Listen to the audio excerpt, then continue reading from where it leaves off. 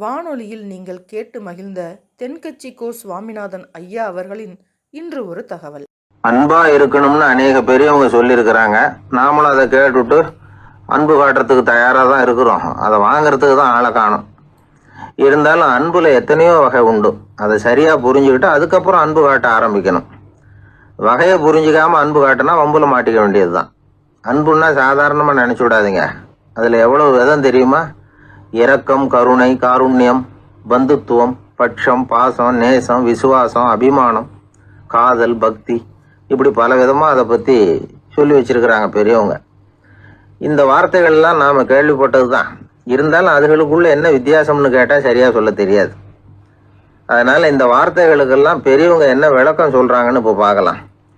எளியவர்கள் மேலே செலுத்துகிற அன்பு இருக்கு பாருங்க, அதுக்கு இரக்கம்னு பேர். அறிவு பலம், சரீர பலம், இது ரெண்டும் இல்லாதவங்க மேல, அதாவது வலிமையற்றவர்கள் மேல செலுத்துற அன்பு இருக்கு பாருங்க, அதுதான் கருணை. எறும்புல இருந்து யானை வரைக்கும் சகல ஜீவராசிகள் மேலேயும் காட்டுற அன்புக்கு காருண்யம்னு பேரு, ஜீவகாருண்யம். சிவி சக்கரவர்த்தி காட்டின அன்பு இந்த ரகம். உறவினர்கள், சொந்தக்காரங்க, அவங்க வசதியா இருந்தாலும் வறுமையில இருந்தாலும் வித்தியாசம் இல்லாம காட்டுற அன்பு இருக்கு பாருங்க, அதுக்கு பேரு பந்துத்துவம். ஒரு எஜமானன் வேலையாள்கிட்ட காட்டுற அன்பு இருக்கு பாருங்க, அதுக்கு பேரு தான் பட்சம். அவனும் தன்னை மாதிரி மனுஷன்தாங்கிற நினைப்பு வேணும். ஒரு தாய் தன்னுடைய குழந்தை மேல, ஒரு குழந்தை தன்னுடைய தாய் மேல செலுத்துற அன்புக்கு பாசம்னு பேரு. ஈருடல் ஓர் உயிர்னு நினைக்கிறது இது. ராமரும் கௌசலையும் இதுக்கு உதாரணம். தம்மை ஒத்த நண்பர்கள் கிட்ட செலுத்துற அன்புக்கு நேசம்னு பேரு. வயசு, செல்வம், அந்தஸ்து, இந்த வித்தியாசமெல்லாம் பார்க்காம அவங்க சுக துக்கத்துல சமபங்கு எடுத்துக்கிறது இது. கிருஷ்ணன் குசேலர்கிட்ட காட்டினது இந்த ரகம். வேலை செய்யறவன் முதலாளி கிட்ட காட்டுற அன்புக்கு விசுவாசம்னு பேரு. தேசத்து மேலேயும் தாய்மொழி பேர்லையும் செலுத்துற அன்புக்கு அபிமானம்னு பேரு. தேசாபிமானம்னு சொல்றமே இதுதான். ஒரு கணவன் மனைவி பேர்ல காட்டுற அன்புக்கு காதல்னு பேரு. கடவுள் பேர்ல செலுத்துற அன்புக்கு பக்தின்னு பேரு. இப்படி அன்புல பல ரகம் இருக்கிறப்போ அதுல உள்ள வித்தியாசம் தெரியாம இடம் மாத்தி அன்பு காட்டினா இடைஞ்சல் தான். சரி, இந்த அன்பை பத்தி விஞ்ஞானம் என்ன சொல்லுது தெரியுமா? இதயத்தை பாதுகாக்கிறதுக்கு முக்கியமா தேவைப்படுற ஒண்ணு இந்த அன்பு தான்னு சொல்லுது. நெதர்லாந்து விஞ்ஞானிகள் இதை ஆராய்ச்சி பண்ணியே கண்டுபிடிச்சிருக்கிறாங்க. கொஞ்சம் முயல் குட்டிகளை 2 பிரிவா பிரிச்சாங்க. 2 குரூப்புக்கும் கொழுப்பு அதிகமா உள்ள ஆகாரத்தையே கொடுத்துக்கிட்டு வந்தாங்க. ஆனா ஒரு குரூப்புக்கு வெறுமன ஆகாரத்தை கொடுத்ததோட சரி, இன்னொரு குரூப் முயல்களுக்கு ஆகாரம் கொடுத்ததோட நிறுத்திக்கல. அதுக்கு முன்னாடி கூண்டுகளை திறந்து விட்டு முயல்களை கொஞ்ச நேரம் எடுத்து கொஞ்சி விட்டு அதுக்கப்புறமா ஆகாரம் கொடுத்தாராம் ஆராய்ச்சியாளர். இந்த குரூப்புக்கு இதய பாதிப்பு 60% குறைச்சலா இருந்துதான். சில நோயாளிகளுக்கு ஹார்ட் அட்டாக் வந்தாலும் அதை தாங்கிக்கிட்டு குணமாகிற சக்தி அதிகமா இருக்குது. இது எப்படின்னு ஆராய்ச்சி பண்ணி பார்த்துருக்குறாங்க. அவங்கெல்லாம் மனைவி தன் பேர்ல ரொம்ப அன்பா இருக்கிறதாக நினைக்கிறவங்களா இருக்கிறாங்களாம். இதய நோயாளிகள் பல பேரை சந்திச்சு இதய நோய் ஏற்பட என்ன காரணம்னு கேட்டிருக்கிறாங்க. அவங்க சொன்ன காரணம்லாம் சாப்பாடு சம்பந்தமா இல்லையா, மனைவி அன்பா இல்லை, இப்படிப்பட்ட காரணத்தை தான் சொல்றாங்களாம். அதனால இதயத்தை பாதுகாக்கணும்னு நினைக்கிறவங்க அடுத்தவங்க அன்பா இருக்கிறது மாதிரி பார்த்துக்குங்க, அதுதான் முக்கியம். ஒருத்தர் முகம் பூரா பிளாஸ்டரி போட்டுக்கிட்டு வந்தார். ரொம்ப கோபமா, என்னங்க ஆச்சுன்னு விசாரிச்சேன். எல்லாம் உங்களால தான் சார்னார். விவரமா சொல்லுங்களேன். என்ன? உங்க தகவலை கேட்டுட்டு ஒரு பூனைக்குட்டியை கையில எடுத்தேன், அன்பா அதை தடவி கொடுக்கறதுக்காக. ஆனா அது முந்திக்கிட்டது, அது என் முகத்தை தடவி கொடுத்துட்டுது. முகம் பூரா நகை கீறல், அதுதான் இப்படி அப்படின்னார். அன்புல அறிவு சேராததுனால வந்த கோளாறு இது. ஐயா, என்னுடைய நூல் வெளியீட்டு விழாவுக்கு அவசியம் நீங்க வரணும் அப்படின்னு கூப்பிட்டார் ஒருத்தர். எப்போ வரணும்னு கேட்டேன். அடுத்த வாரம்னார். சரி, புத்தகம் தயாராகிட்டுதா அப்படின்னு. நாளைக்கு தான் அச்சிக்க கொடுக்க போறேன்னார். என்னங்க இது, புத்தகம் அச்சிடுறதுக்கு முன்னாடியே அழைப்புதழை அச்சடிச்சுப்பிட்டீங்களே அப்படின்னு கேட்டேன். அதனால என்னங்க, அந்த காலம் மாதிரியா போடலாம். அச்சுக்கலை எவ்வளவோ முன்னேறியாச்சுங்க. Linotype, monotype, phototype, laser, இப்படி என்னென்னமோ வந்தாச்சு. இன்னைக்கு கொடுத்தா நாளைக்கே புத்தகம் தயார் அப்படின்னார். இப்படி இந்த அளவுக்கு முன்னேறி இருக்கிற இந்த அச்சுக்கலை ஆரம்பத்தில் எப்படி இருந்தது தெரியுமா? அந்த காலத்தில் காகிதம்னா என்னன்னே தெரியாது.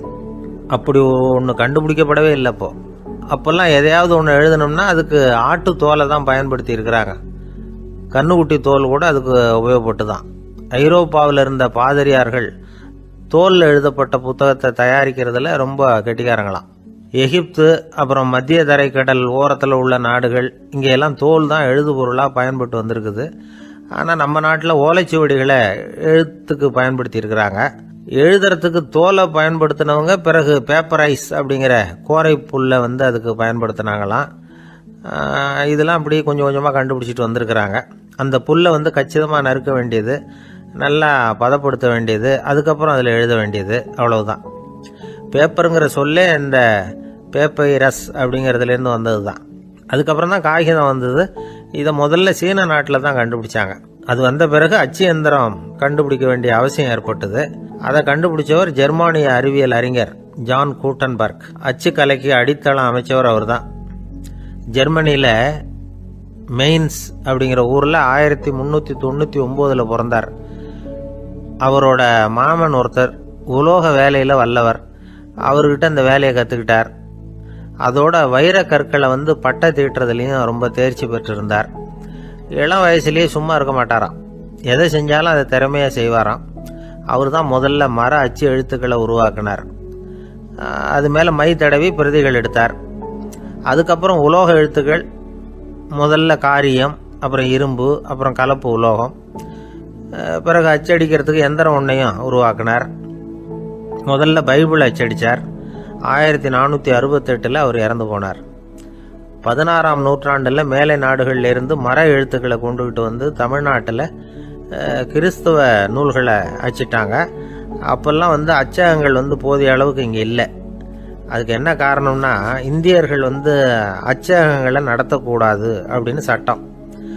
1835 வரைக்கும் அந்த சட்டம் நடைமுறையில் இருந்தது. இந்த நிலைமையில் அங்கேயும் இங்கேயுமா 1-2 அச்சகங்கள் ஆரம்பமாச்சு. 1713 தரங்கம்பாடியில் லூத்தரன் மிஷன் அச்சகம், அதே ஆண்டில் சென்னையில் எஸ்பிசிகே அச்சகம். இது ரெண்டும் தான் இந்தியாவில் முதல்ல தொடங்கப்பட்ட அச்சகங்கள். ஆட்டுத்தோல்லையும் ஓலைச்சுவடியிலையும் எழுதப்பட்ட எழுத்துக்கள் இன்னைக்கு எங்கேயோ போயிடுது. ஆனால் நம்ம ஊரில் எழுத்தாளர்கள் நிலைமை தான் ஒன்றும் சொல்லிக்கிறது மாதிரி இல்லை. நம்ம ஆள் ஒருத்தர் சொன்னார், சார், நான் சொந்தத்தில் ஒரு அச்சாபீஸ் வச்சுருந்தேன், இப்போவும் வச்சுருக்கிறேன். அதனால் என்னுடைய படைப்புகளை புத்தகமாக வெளியிடுறதில் எனக்கு ஒன்றும் கஷ்டம் இல்லை. வருஷத்துக்கு ஒரு புத்தகம் எழுதி வெளியிட்டுருவேன். 15 வருஷமாக இலக்கிய உலகத்துக்கு இப்படி சேவை செஞ்சுக்கிட்டு வர்றேன். ஆனால் இந்த வருஷம்தான் வாசகர்கள் எனக்கு பாராட்டு விழா நடத்தி இருக்கிறாங்க அப்படின்னார். இந்த வருஷம் அப்படி என்ன விசேஷம் அப்படின்னு கேட்டோம். இந்த வருஷம்தான் நான் எந்த புத்தகம் எழுதி வெளியிடாமல் இருந்தேன், அதுக்காகத்தான் எனக்கு இந்த பாராட்டு விழா அப்படின்னார். ஒரு நண்பர் இருக்கார். எப்போ பார்த்தாலும் கையில் ஒரு புத்தகம் இருக்கும். புத்தகம் இல்லாமல் எங்கேயும் புறப்பட மாட்டார். எதுக்காக இப்படி எடுத்துகிட்டு போகிறீங்க அப்படின்னு கேட்டால், எனக்கு இது ஒரு நல்ல நண்பன் மாதிரி. இந்த காலத்தில் எங்கே போனாலும் காத்திருக்க வேண்டியிருக்கு. அது மாதிரி சமயத்தில் நான் நண்பன் கூட பேசிக்கிட்டு இருப்பேன் அப்படிம்பாரான். ஒருத்தர் ஒரு பெரிய அரச பதவியில் இருந்தார். அவர் பதவியிலேருந்து இறங்க வேண்டிய சூழ்நிலை. அரசு கொடுத்துருந்த வீட்டை விட்டுட்டு வெளியில் வர்றார். வரும்பொழுது 2 கையிலையும் 2 பெட்டியை எடுத்துகிட்டு வந்தாராம். சார், உங்களுடைய உடைமைகள் அப்படின்னு கேட்குறாங்க அங்கே இருந்த ஊழியர்கள். இவர் தன்னுடைய கையில் இருக்கிற பெட்டியை காட்டி, இதுதான் என்னுடைய சொத்து அப்படின்னாராம். ஒரு பெட்டியில் அவருடைய உடைகள், இன்னொரு பெட்டியில் அவர் விரும்பி படிக்கிற புத்தகங்கள். அவ்வளவுதான். இதுதான் இருந்துதான். புத்தகம் படிக்கிறது மனசுக்கு நல்லதுங்கிறது நமக்கு தெரியும். புத்தக வாசிப்பு உடம்புக்கும் நல்லதுங்கிறாங்க. அது நமக்கு ஆச்சரியமாக தான் இருக்குது. ஒரு நபர் ஒரு வருஷத்தில் சராசரியாக 2000 பக்கங்களை படிச்சிருக்கணுமா, யுனெஸ்கோ பரிந்துரை. ஆனால் நம்ம நாட்டில் நாம் சராசரியாக படிக்கிறது 32 பக்கங்கள். அவ்வளவுதான். இவ்வளவுக்கு நம்ம நாட்டில் 6000க்கும் மேற்பட்ட நாளேடுகள், 2000க்கும் மேற்பட்ட இதழ்கள், மலர்கள், இவ்வளவு இருந்தும் சரியாக வரல. இந்த உலகத்தில் முதல் நூலகம் எங்கே எப்போ ஆரம்பமாச்சு தெரியுமா?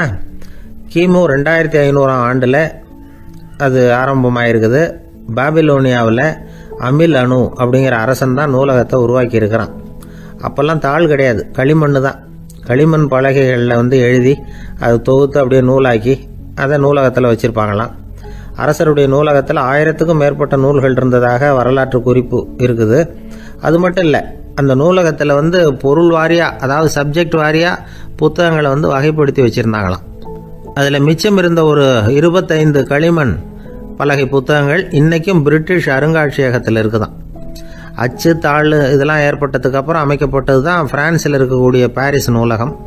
1480 பிரெஞ்சு மன்னர் 11ஆம் லூயி இந்த நூலகத்தை அமைச்சாராம். ஆனால் அப்போல்லாம் அரசர்கள் மட்டும்தான் நூலகத்தை பயன்படுத்த முடியுமா. அதுக்கப்புறம் 17ஆம் நூற்றாண்டில் இந்த முறை மாறி பொதுமக்கள் அங்கே போகலாம், படிக்கலாம் அப்படிங்கிற நிலைமை வந்து தான் போட்லியன் நூலகம் அப்படின்னு அதுக்கு பேர் பாரிஸ் நகரத்தில் இருக்குது. அங்கே தான் நூல்களின் பட்டியல் தயாரிப்பு பணி ஆரம்பமாச்சு. கல்வி வளர்ச்சியையும் நூலகத்தையும் இணைச்சவர் நெப்போலியன் போனபார்ட். முன்பணம் செலுத்தி புத்தகத்தை படிக்கிற முறையையும் அவர் தான் கொண்டுகிட்டு வந்தாராம். மக்கள்கிட்ட வசூலிக்கிற வரியின் ஒரு பகுதியை நூலகத்துக்கு பயன்படுத்தினவரும் அவர் தானா. நெப்போலியன் நூலகத்தில் உலகத்தில் உள்ள எல்லா மொழி நூல்களும் இருக்குதான். அங்கே ஒரு தமிழ் நூலும் இருந்திருக்குது. அது என்னென்னா கம்பராமாயணம். சோவியத் யூனியனுக்கு படையெடுத்து போனப்போ அங்கேருந்து லட்சக்கணக்கான புத்தகங்களை இந்த பனிச்சறுக்கு வாகனங்கள் இருக்குல்ல அதில் கொண்டுகிட்டு வந்ததாக வரலாறு.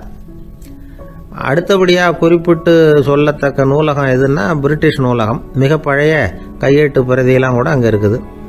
1753 ஆரம்பமாச்சு. அதில் உள்ள நூல்களை வரிசையாக அடுக்கினா 180 கிலோமீட்டர் நீளத்துக்கு வருமா. மிகப்பெரிய நூலகம் அமெரிக்க தலைநகர் வாஷிங்டனில் இருக்குதான்.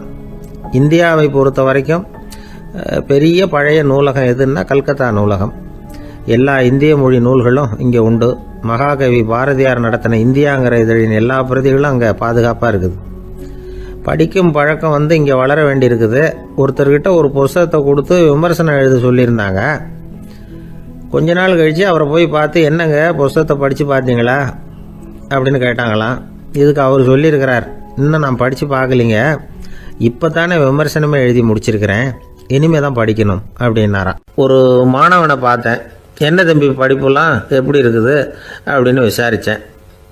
அவன் ரொம்ப அழுத்துக்கிட்டான். நான் நல்லா தான் சார் படிக்கிறேன், இருந்தாலும் புத்தியில் சரியாக ஏற மாட்டேங்குது சார் அப்படின்னா. சரி, இவனும் நம்ம ரகம்தான் அப்படின்னு சொல்லி முடிவு பண்ணிக்கிட்டோம். கல்வி கற்கக்கூடிய ஒரு மாணவன் சம்பந்தப்படுற புத்திகள் பல வகை. அதை பற்றி ஒரு பெரியவர் விளக்கி இருக்கிறார். மிருத்து புத்தின்னு ஒன்று இருக்குதான். மிருத்துன்னா மண். மண்ணால் செவுறு கட்டுறோம்ல, மண் சுவரில் ஆணி அடிக்கிறதும் சுலபம், அதை பிடுங்கி எடுக்கிறதும் சுலபம். அது மாதிரி சில பேர் குரு சொல்லி கொடுக்குறத சுலபமாக கேட்டு தெரிஞ்சு வச்சுக்குவாங்க, கொஞ்ச நேரத்தில் சுலபமாக மறந்தும் போயிடுவாங்க. இது மிருத்து புத்தின்னு பேர், மண் புத்தி. தாரு புத்தின்னு ஒன்று உண்டான். தாருன்னா மரம். அதில் பச்சை மரத்தில் ஆணி அடிக்கிறது சுலபம், ஆனால் அதை எடுக்கிறது கஷ்டம். அது மாதிரி ஆசிரியர்கிட்டேருந்து கேட்டதை கவனமாக மனசில் பதிய வச்சுக்கிட்டு அதை மறக்காமல் இருக்கிறது தாரு புத்தி. பட்டை மரமாக இருந்தால் அதில் ஆணி அடிக்கிறதும் கஷ்டம், அடிக்கிற ஆணியும் சீக்கிரம் நழுவிடும். அது மாதிரி கேட்குற விஷயம் மனசில் பதியறதும் கஷ்டம். அப்படியே பதிஞ்சாலும் அது நீடிச்சு இருக்கிறதும் கஷ்டம், கொஞ்ச காலத்தில் மறந்துடும். இன்னொரு வகை புத்தி ஒன்று உண்டு, அதுக்கு பேர் சிலா புத்தின்னு பேர். சிலான்னா கல். ஒரு கருங்கல்லில் 4 துளையை போட்டு ஒரு துளையில் உளியை வச்சு அடித்தா மற்ற துளை வழியாகவும் பிளந்து கல் 2 ஆகிடும். அது மாதிரி சந்தியான இடங்களில் குறிப்பாக ஒரு பொருளை சொன்னால் அதை வச்சுக்கிட்டு மற்றதையும் தெரிஞ்சுக்கிறது, அது சிலா புத்தின்னு பேர். வேணு புத்தின்னா என்ன தெரியுமா? வேணுன்னா மூங்கில். மூங்கில் கணுவில் ஒரு பக்கம் உளியை வச்சு அடித்தா 2 பக்கமும் பிளந்துடும். அது மாதிரி ஒரு செய்தியை கேட்டுக்கிட்டு இருக்கிறப்பவே அதோட முன்பின் தொடர்களையும் தெரிஞ்சுக்கணும், அது வேணு புத்தி. தைல புத்தின்னு ஒன்று உண்டு. தைலம்ங்கிறது எண்ணெய். தண்ணியில் ஒரு துளி எண்ணெயை விட்டால் அது தண்ணி பூரா பரவி போடுதில்ல, அது இப்படி பரவுறது மாதிரி ஆசிரியர் சுருக்கமாக ஒரு கருத்தை சொன்னால் அதை வச்சுக்கிட்டு பூரா விஷயங்களையும் தெரிஞ்சுக்கணும், அது தைல புத்தி. கற்பூர புத்தின்னு ஒன்று கேள்விப்பட்டிருக்கோம். அது எப்படின்னா, கற்பூரம் தீ பட்ட உடனே பிடிச்சிக்கும். ஆசிரியர் சொன்ன உடனே நுண்ணறிவோட பாடங்களை புரிஞ்சுக்கிறது இந்த வகை புத்தி. கரி புத்தின்னு ஒன்று. அது எப்படின்னா, கரியில் நெருப்பை வச்சு விசிறிய பிறகு அதுக்கப்புறம் அது கறி நெருப்பாகும். அது மாதிரி காலம்பரை சாயந்தர வேலைகளில் ஆசிரியர் பாடம் சொல்லி கொடுப்பார், அதை கொண்டு புரிஞ்சுக்கிறது இந்த வகை. கதலித்தண்டு புத்தின்னு ஒன்று சொல்லுவாங்க. கதலிங்கிறது வாழை மரம். வாழைத்தண்டில் தீ வைக்கிறது எவ்வளவு சிரமமோ அவ்வளவு சிரமத்தோடு கல்வி கற்கிறது கதலித்தண்டு புத்தி. இதை தவிர இன்னும் சில வகையான மாணவர்களை கூட அடையாளம் காட்டுறாங்க. ஆசிரியர் சொன்னதில் நல்லதை மட்டும் எடுத்துக்கிறவன் அன்னம். ஆசிரியர் கிடைச்ச இடத்துல பாடத்தை கேட்டுக்கிட்டு பிறகு தனியாக உட்காந்து சிந்திக்கிறவன் பசு. பசுமாடு அப்படி தானே, புல் கண்ட இடத்துல மேயும், அதுக்கப்புறம் நிதானமாக அசை போட்டுக்கும். ஆசிரியர் சொன்னதை தவிர வேறு எதையும் சொல்ல முடியாதவன் கிளி. பல இடங்களில் பாடங்கள் கேட்டு கடைசியில் ஒன்றும் புரியாமல் போகிறவன் ஆடு. ஆடு ஒரு செடியில் வயிறார மேயாது, ஒரே செடியில். இக்கரைக்கு அக்கறை பச்சைன்னா அங்கேயும் இங்கேயும் அலைஞ்சிக்கிட்டே இருக்கும். சில பேருக்கு எருமைன்னு பேர். எருமை எப்படின்னா குளத்து நீரை கலக்கி தான் குடிக்கும். அது மாதிரி ஆசிரியர் மனசை நோக செய்து பயில்கிற மாணவர்கள்லாம் இந்த ரகம். இவ்வளவுலாம் இருந்தாலும் இந்த காலத்து மாணவர்கள்லாம் ஒரு தனி ரகம். ஒரு ஆசிரியர் வகுப்பில் பாடம் நடத்திக்கிட்டு இருந்தார். இலக்கண வகுப்பு. இறந்த காலம், நிகழ்காலம், எதிர்காலம், past tense, present tense, future tense, இதை பற்றிலாம் பாடம் நடத்துகிறார். எல்லாம் சொல்லி கொடுத்துட்டு இப்போ நான் ஒரு வாக்கியம் சொல்லுவேன், அது என்ன காலம் அப்படிங்கிறத நீங்கள் சொல்லணும்னார் ஆசிரியர். சரி, நாங்கள் மாணவர்கள்லாம், நான் நாளைக்கும் பாடம் நடத்தப் போகிறேன், இது என்ன காலம் அப்படின்னு கேட்டார் ஆசிரியர். அதாவது நான் நாளைக்கும் பாடம் நடத்தப் போகிறேன், இந்த வாக்கியம் என்ன காலம்னு கேட்டார். ஒரு பையன் மெதுவாக எழுந்திரிச்சு சொன்னான், இது எங்கள் போதாத காலம் சார் அப்படின்னு சொல்லிவிட்டு உட்காந்துட்டானான். பந்திக்கு முந்தர ஆசாமிகள் நம்மள பல பேர் உண்டு. அப்படி முந்தறதுக்கு கூட முயற்சி பண்ணுறவங்க நிறைய பேர் இருக்கிறாங்க. இதில் என்ன ஒரு விஷயம்னா, பந்திக்கு முந்தறது கூட தப்பு இல்லை. ஆனால் அப்படி ஒரு விருந்தில் ஆளாக போய் உட்காந்து சாப்பிட்டா கூட வெளியில் வர்றப்ப என்ன பெரிய விருந்து வச்சுட்டான், சாம்பாரில் உப்பு இல்லை, ரசத்தில் காரம் இல்லை அப்படின்னு குறை சொல்லிகிட்டே வர்றது இருக்கு பாருங்க, அது சரியில்லை, நாகரிகமும் இல்லை. கல்யாண பத்திரிகையில் என்ன போட்டிருக்குது, என் பொண்ணுக்கும் இன்னார் பையனுக்கும் கல்யாணம், எல்லாரும் குடும்பத்தோடு வந்திருந்து மணமக்கள் ஆசீர்வதிக்கணும், இப்படி தானே போட்டிருக்கோம். குடும்பத்தோடு விருந்து சாப்பிட்டு சாப்பாடு எப்படி இருக்குன்னு அபிப்பிராயம் சொல்லிவிட்டு போங்க அப்படின்னா போட்டிருக்கு கல்யாண பத்திரிகையில். ஒருத்தர் வீட்டு விசேஷத்துக்கு போயிருக்கோம்னா எவ்வளவோ அசௌகரியங்கள் நமக்கு ஏற்படலாம். ஏராளமான கூட்டம் வந்திருக்கும். எல்லாரையும் அவங்க தனித்தனியாக கவனிச்சுக்கிட்டு இருக்க முடியாது. நாம தான் அனுசரித்து நடந்துக்கணும். நாமளாக போய் வாழ்த்த வேண்டியவங்களை வாழ்த்தி விட்டு சேரணும். அதை விட்டுட்டு பத்திரிக்கை கொடுத்தானேன்னு போனேன், கவனிப்பே சரியில்லை அப்படின்னு புலம்பிக்கிட்டு இருக்கக்கூடாது. ஒரு விருந்துக்கு போனால் அங்கே எப்படி நடந்துக்கணும் அப்படிங்கிறத பற்றி கூட அனுபவசாலிகள் சில விவரங்கள்லாம் சொல்லியிருக்கிறாங்க. இந்த காலத்தில் கல்யாணம், பிறந்த நாள், அது இதுன்னு நிறைய விருந்துகள் நடக்குது. அதெல்லாம் எதுக்காக? மனித உறவுகளை வளர்த்துக்கிறதுக்காக தான், வேற எதுக்கு? ஒரு விருந்துக்கு போனால் அமைதியாக பொறுமையாக போய் உட்காரணும். அடித்து பிடிச்சிக்கிட்டு இடத்த பிடிக்க போகிறேன் அப்படின்னு நிற்கக்கூடாது. முதல் பந்தி நடந்துக்கிட்டு இருந்தால் அது முடிஞ்சு இலை எடுத்து சுத்தம் பண்ணதுக்கு அப்புறம் போய் உட்கார்றது தான் நாகரீகம். இலை எடுக்கிறதுக்கு முன்னாடியே அங்கே போய் உட்காந்தா நல்லா இருக்காது. நீங்கள் சாப்பிட்டுட்டு உட்காந்துருக்கீங்களா, சாப்பிட்றதுக்கு உட்காந்துருக்கீங்களா, பார்க்குறவங்களுக்கு சந்தேகம் வந்துடும். அதே மாதிரி இலையில எல்லா ஐட்டமும் பரிமாறினதுக்கு அப்புறம் சாப்பிட ஆரம்பிக்கணும். ஒவ்வொரு ஐட்டமாக வைக்க வைக்க நாம பாட்டுக்கு எடுத்து உள்ளே தள்ளிகிட்டே இருந்தோம்னா எதை வச்சோம் எதை வைக்கலன்னு பரிமாறினவரே குழம்பி போயிடுவார். ஏன்னா எப்போ பார்த்தாலும் இலை காலியாகவே இருக்கும். சாப்பிட்றப்போ உங்கள் சாப்பாட்டையே நீங்கள் கவனிக்கணும். அடுத்தவங்க இலையில என்ன இருக்குது, பக்கத்தில் இருக்கிறவர் எதை அதிகமாக சாப்பிட்றார், இதெல்லாம் நமக்கு என்னத்துக்கு? எல்லாரும் சாப்பிட்டு முடிக்கிற வரைக்கும் பொறுமையாக இருக்கிறது தான் நல்லது. நீங்கள் மட்டும் திடீர்னு பாதியில் எழுந்திரிச்சு பக்கத்தில் இருக்கிறவங்களுக்கு சங்கடமாக இருக்குமேங்கிறதெல்லாம் யோசிக்காமல் நீங்கள் பாட்டு எழுந்திரிச்சு போகக்கூடாது. பக்கத்தில் உள்ளவங்க உங்களை எழுந்திரிக்க சொன்னால் எழுந்திரிச்சு போகலாம். விருந்துகளில் சாப்பாட்டை வீணாக்கிறதே ஒரு நாகரிகமாக போட்டுது. இந்த காலத்தில் சாப்பாட்டுக்கே கஷ்டப்பட்டுக்கிட்டு பல பேர் இந்த உலகத்தில் இருக்கிறப்போ சாப்பாட்டை வீணாக்கிறது எவ்வளோ பெரிய மோசங்கிறத நினச்சி பார்க்கணும். வேணுங்கிற அளவுக்கு கேட்டு வாங்கி சாப்பிட்றது தான் முறை. விருந்தில் இந்த பஃபே அப்படின்னு சொல்லி ஒரு முறை சொல்கிறாங்கல்ல, அதாவது உணவு வகைகளையெல்லாம் பொதுவாக ஒரு இடத்துல வச்சுடுறது, நமக்கு தேவையானதை நாமே எடுத்து ஒரு தட்டில் போட்டுக்கிட்டு சாப்பிட வேண்டியது.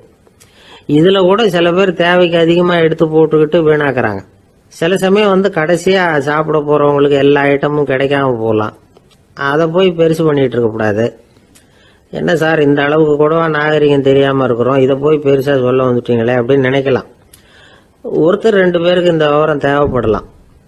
அவங்க காதலையும் இது விழட்டுமேங்கிறதுக்காக தான் இது. ஒரு பெரிய கல்யாண விருந்து நடந்துக்கிட்டு இருந்தது. விருந்து மண்டபத்து வாசலில் ஒருத்தர் நின்றுக்கிட்டு வர்றவங்களையெல்லாம் ரொம்ப மரியாதையாக வணங்கி உள்ளே அனுப்பி வச்சுக்கிட்டு இருந்தார். எப்படி தெரியுமா? வர்றவங்க கையெல்லாம் பிடிச்சி முத்தம் கொடுத்து அதுக்கப்புறம் உள்ளே அனுப்பி வச்சுக்கிட்டு இருந்தாராம். கூட்டம்லாம் முடிஞ்சதுக்கப்புறம் அவர்கிட்ட போய் கேட்டிருக்கிறாங்க, சார் நானும் எவ்வளவோ விருந்துகளுக்கு போயிருக்கிறேன், இருந்தாலும் இவ்வளவு மரியாதையா வர்றவங்க கைக்கெல்லாம் முத்தம் கொடுத்து வரவேற்கிறத இங்கதான் பாக்குறேன் அப்படின்னு சொன்னாங்க. அதுக்கு அவரு சொன்னார், அட போங்க சார், நான் முத்தம் கொடுக்கல, முந்தின பந்திக்கு வந்து சாப்பிட்டவங்களே அடுத்த பந்திக்கும் வர்றாங்களான்னு மோந்து பார்த்து அனுப்பி வச்சுக்கிட்டு இருந்தேன் அப்படின்னார். ஒரு பெரியவர்கிட்ட பேசிக்கிட்டு இருந்தேன். அவரு என்கிட்ட ஒரு கேள்வி கேட்டார். திருடர்கள் எத்தனை வகை தெரியுமா உனக்கு அப்படின்னார். இதுதான் அவர் கேட்ட கேள்வி. எதுக்காக என்ன பார்த்து அந்த கேள்வி கேட்டாரு தெரியல. இருந்தாலும் நான் வந்து அவருக்கு பதில் சொன்னேன். திருடர்கள்ல வந்து எத்தனையோ வகை உண்டுங்க.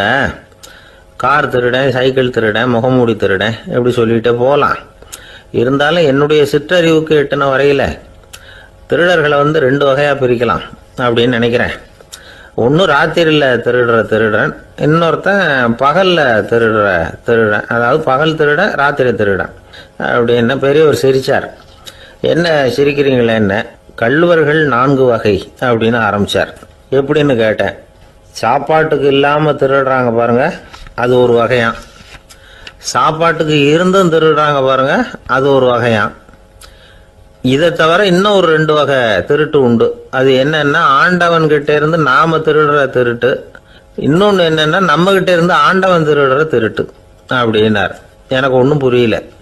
என்ன சார் இது, ஆண்டவனையே வந்து திருடன்னு சொல்றீங்களே அப்படின்னு ஆச்சரியமா. ஆமாங்க, ஆண்டவனை வந்து கள்வன்னு சொல்றது இல்லையா. காஞ்சிபுரத்துக்கு பக்கத்துல திருக்கார்வனம் அப்படின்னு ஒரு ஊர் இருக்கு. அங்க உள்ள பெருமாளுக்கு வந்து கள்வர்னு தான் பேரு. அது மட்டும் இல்ல, திருமங்கை ஆழ்வார் தம்முடைய திரு நெடுந்தாண்டகத்துல கார்வனத்துள்ளாய் கல்வா அப்படின்னு தான் அழைக்கிறார் அப்படின்னு நிறைய உதாரணம்லாம் சொல்ல ஆரம்பிச்சார். அதுக்கப்புறம் அவர்கிட்ட பேசி நான் புரிஞ்சுக்கிட்ட விவரங்களை தான் இப்போ உங்ககிட்ட சொல்ல போறது.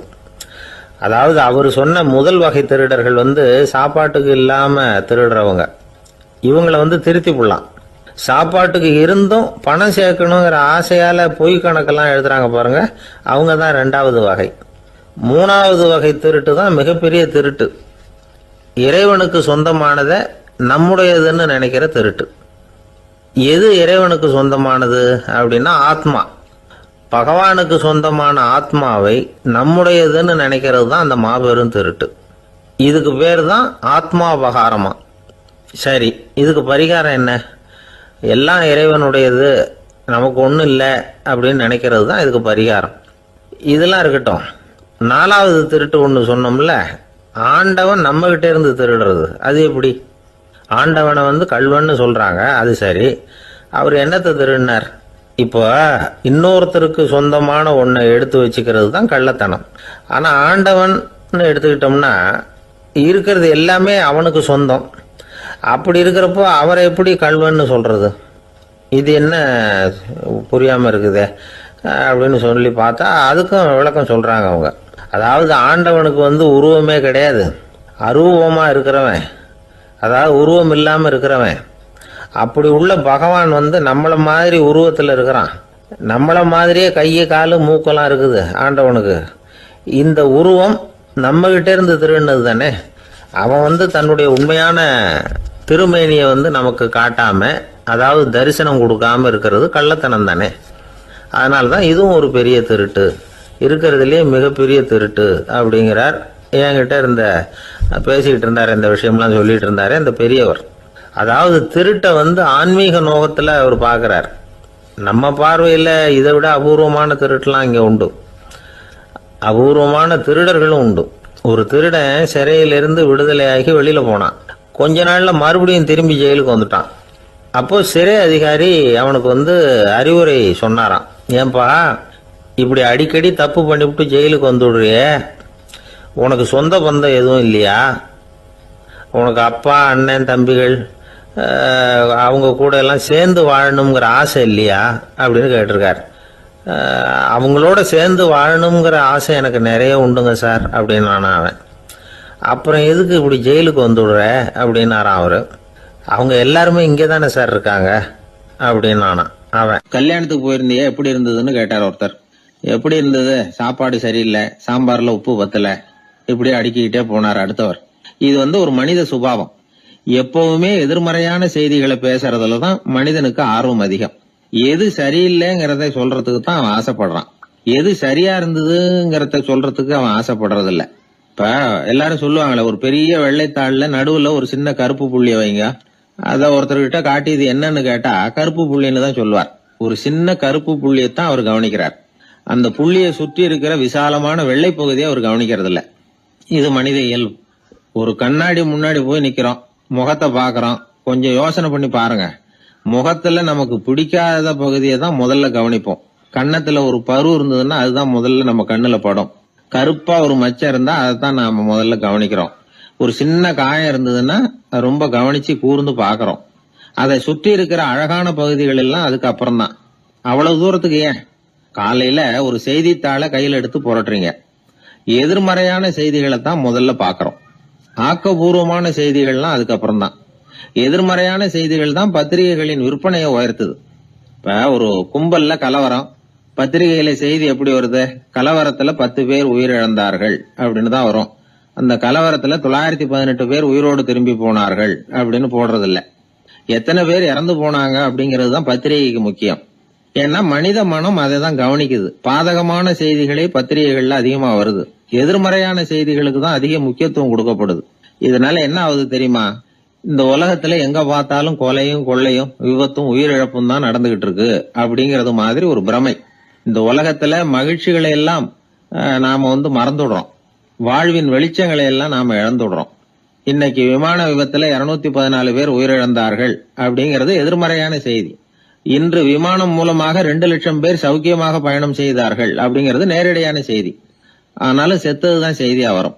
சௌக்கியமா போனவங்களை பத்தி வெளியில தெரியாது. வாழ்க்கையின் சாதகமான அம்சங்கள்ல கவனம் செலுத்துறதுக்கு நாம கத்துக்கணும். இந்த உலகத்துல நாம மகிழ்ச்சியா இருக்கிறதுக்கு எவ்வளவோ விஷயங்கள் உண்டு. அதையெல்லாம் கவனிச்சு பாக்குறதுக்கு நாம கத்துக்கணும்.